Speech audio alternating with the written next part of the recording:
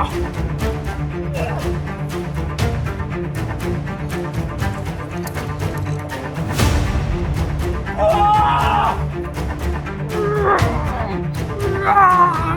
on!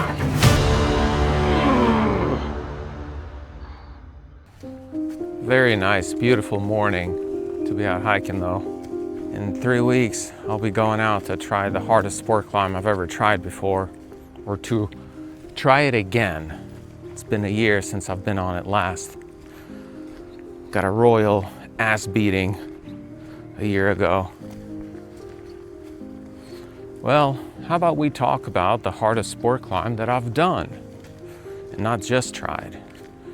And that would be Southern Comfort at Little River Canyon, stiff 514A. This story starts back in 2016. I had climbed only one 514A before this, just broken into that level. Before that though, I've always heard of the climb, Southern Comfort, and how hard it was. I've always aspired to do it. Some of my friends had done it already, way before I really thought I would have a chance on it. But I wanted it to be possible for me.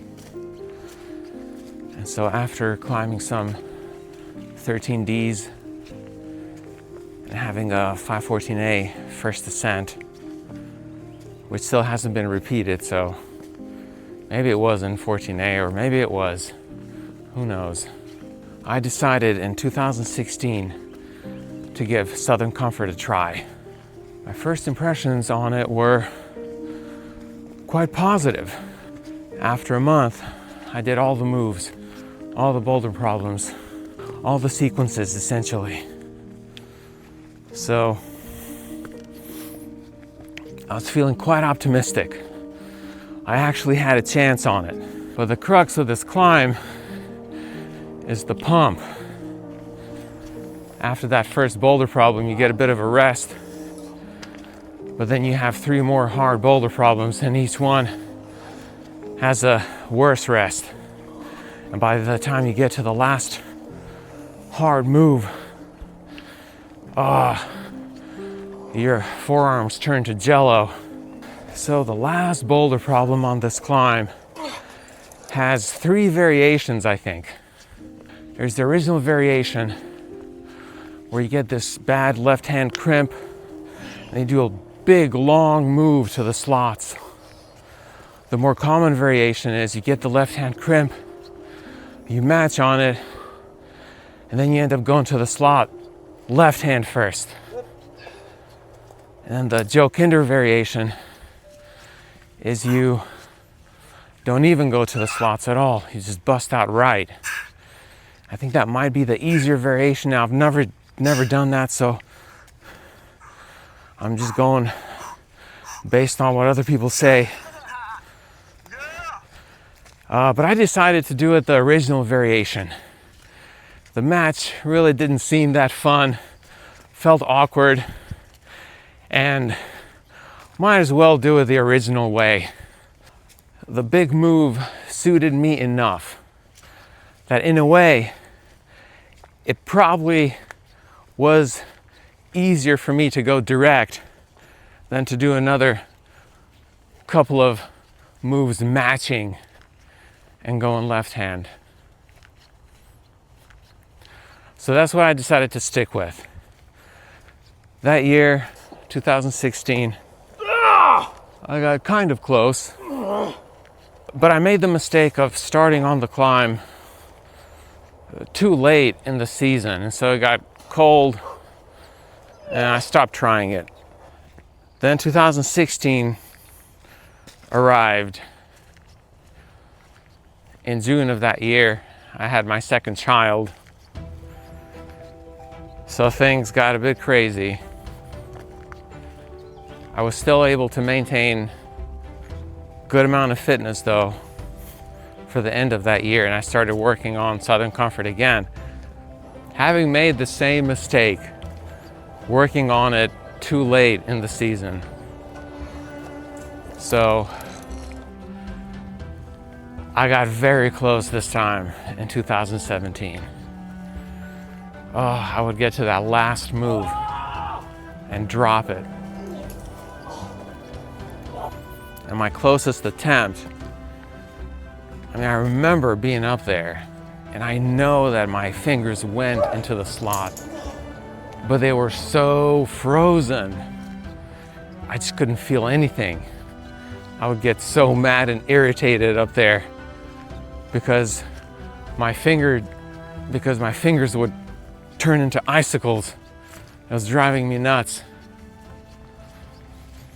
And I think at the time I was still used to doing too many endurance competitions, and so I just mentally I wasn't prepared to give my all on one move. I wanted it to feel easier. And so if it didn't feel like I was gonna get it, then I would drop it, I think. Mentally, such a weird state to be in, where you want full control over the move, even the crux move. My friend Tim would notice this as well. He would say, "What are you doing, man? You had it." And I would tell him, it's just something's not right. I don't feel in control or something. And he'd shake his head and say, "So what, man?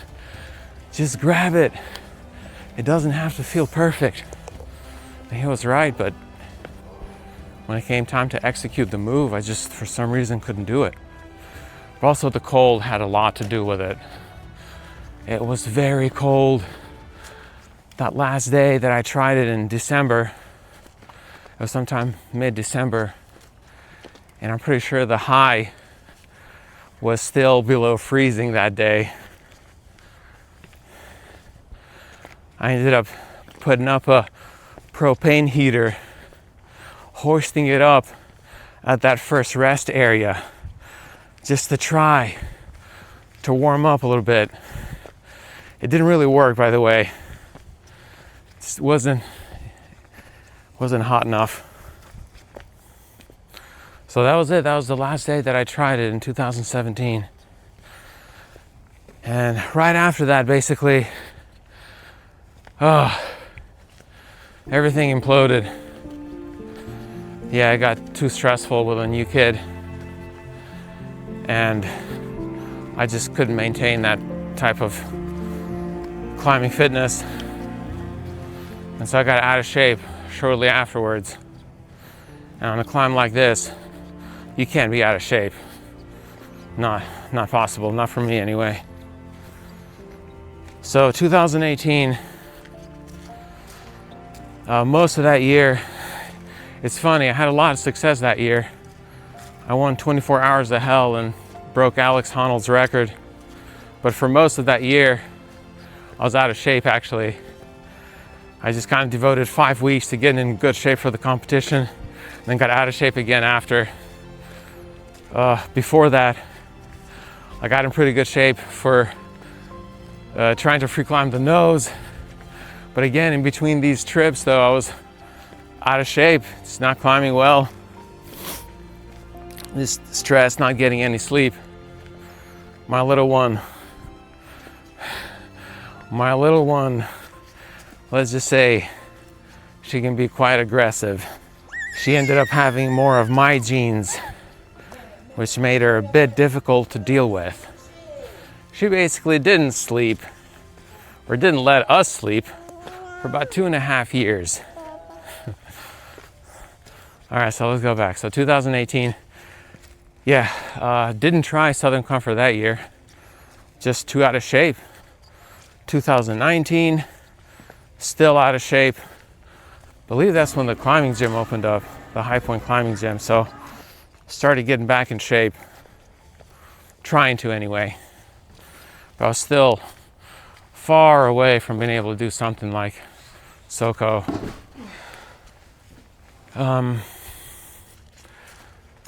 2020, I think I had part of the year that I was in pretty good shape, but COVID happened, messed everything up. Mentally just wasn't able to keep up the fitness. 2021, that's when I had a car accident, broke my neck, almost died, recovered, started climbing hard again.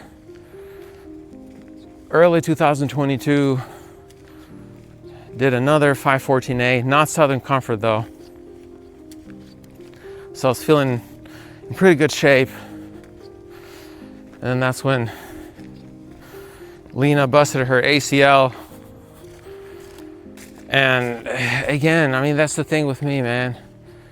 It would take me so much focus and dedication to keep fit that one little life problem would just make everything fall apart. Yeah, so we dealt with that, spent the rest of that year out of shape until, again, 24 hours of hell. I was like, oh man, gotta get back in shape. So I spent 8 weeks of rigorous training to get back in shape. Got in really good shape though. Beat my score from 2018. Could not get the record. Did get first place in individual. I think second place team, which is still pretty darn good. Yeah, then I stopped climbing for a year. I guess I was just too burnt out and still mentally, still could not figure out how to maintain that kind of fitness with all the other life stresses getting in my way. Yeah, after that, ended up gaining a whole bunch of weight, man. There's no way I could climb. Competed in jiu-jitsu, that was fun. And of course, eventually I decided, okay, enough is enough. Gotta get back in shape, man. Gotta get back in climbing shape because this is not how I want to live the rest of my life. 2024 is when I first started my YouTube channel and decided that finally I am going to devote myself to become a better climbing athlete, to see how far I can take it. So since then, I've been, I would say, in pretty good climbing shape, especially this past year. Still had a couple of ups and downs, but for the most part, I've been a lot more consistent than before. 2025 in March, about a year ago, is when I tried Necessary Evil for the first time. And I knew it was going to be difficult, but I thought maybe I might be good enough to technique my way around it. Well, unfortunately for this climb, there was no way to technique my way around needing stronger fingers. And so I just got beat up quite a bit, but it was a good learning experience. Came back to Huntsville after that trip with a lot of thoughts in mind. How do I get better? How can I deal with life stress better? It was a crazy time. That was a pretty low point in my life. Right after that, I think 2 weeks after that trip, that's when I moved out of the house. And well, I'm not going to go into any details, but let's just say it was not conducive to climbing training. And I talked about this on another video. I decided, you know what? I'm just gonna get as strong as possible. I'm gonna weight train all parts of my body, not worry about maintaining my weight, and just get as strong as possible, and then cut again during the summer. I didn't really do that because I had planned on bulking, but I needed to work out some life problems, and it seemed like that was the better option. So I did that, got stronger than I've ever been before, But now, keep this in mind, that didn't translate to climbing, because I wasn't climbing much, I was just training, so I just got strong. Not strong for climbing, just strong overall. Then I started cutting weight again during the summer. Started June actually, I think June 1st, yeah. That's when I started cutting weight. By mid-August, I had gone from 180 to 155. And I was climbing good again, better than ever. I could really feel the difference. That summer, I climbed my hardest deep water solo route. So I was ready to get back on Southern Comfort. I was nervous though, because it had been 8 years since I had tried it last. And I was thinking in the back of my mind, I think I'm better, but what if it turns out that I'm not? Because human beings, they're pretty good at lying to themselves sometimes. So I was thinking, what if I was much better than I thought then? What if I'm still not any better? What do I do then? But there was no chance in hell I was not trying this thing. So I got back on it. And on my first attempt, after warming up, I made it to the middle, which was quite good. I got there and I felt kind of pumped, but not too bad until I started trying the third boulder problem. And then I realized, okay, yeah, this is not gonna happen. But it was good. It was nice to see that the 9 years of sweat, of grit, of ups and downs still resulted in me being a better climber at 41 years old at the time. I knew after that first session on it that I was going to do this thing this season 100%. I just wasn't sure how fast. It's funny though, the climb felt different than it used to. Some of the areas that were difficult for me back then seemed easier this time. But then the Crux seemed a little bit more difficult than I expected. But only in the beginning. That's the thing, man. Muscle memory really plays a big role. It took just a couple of sessions for that muscle memory to come back. So I started working on it again in September. By early October or something like that, I was getting quite confident. But I still thought that I would have to deal with that last move. I still thought that I would fall at least some of the time on that last move before sending it. I didn't want it to turn into an epic like before. And so I was quite nervous that day when I did do it. It was the 5th session on this climb. And I climbed through the bottom boulder problem, got into my knee bar rest. I felt like I had made a couple of mistakes on that first boulder, but I think I just always feel like that. I may be a bit too hard on myself. Second boulder, again, I felt like I made a little bit of a mistake, was feeling a bit too pumped, wasn't sure how long to stay on that pancake half rest.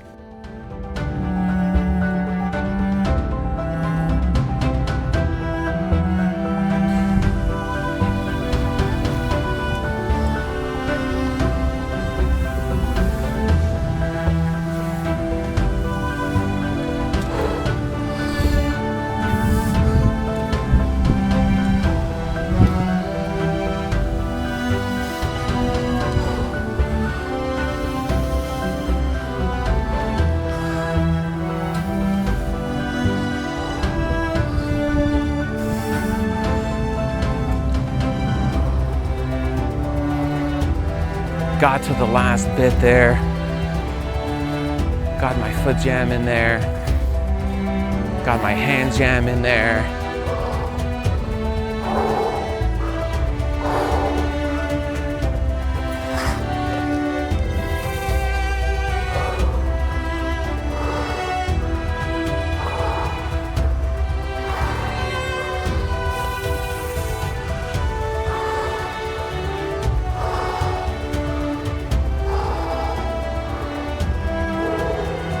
I went out to get that left hand crimp, and I kind of missed it. It doesn't show very well on the video, but I did miss it. But I was like, screw it, whatever.